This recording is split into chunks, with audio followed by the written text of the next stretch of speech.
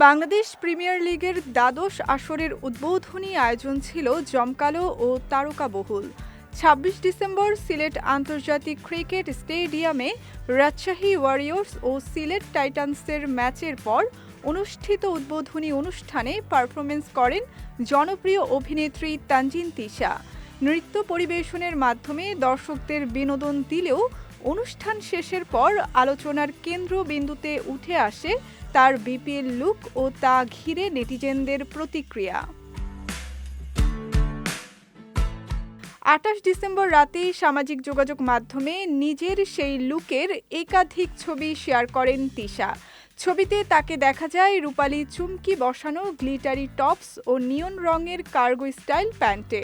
সঙ্গে ছিল ভারী নেকলেস, ছোট টপ ইয়াররিংস এবং চোখের কোণে স্টোনের ব্যবহার।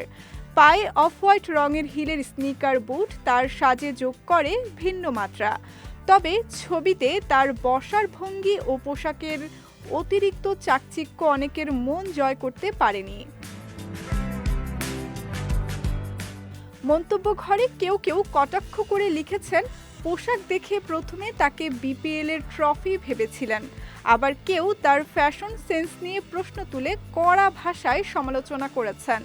এর পাশাপাশি একটি গুঞ্জনও ছড়িয়েছে, উদ্বোধনী অনুষ্ঠানের দিন নাকি শুরুতে তাকে মাঠে প্রবেশ করতে দেওয়া হয়নি।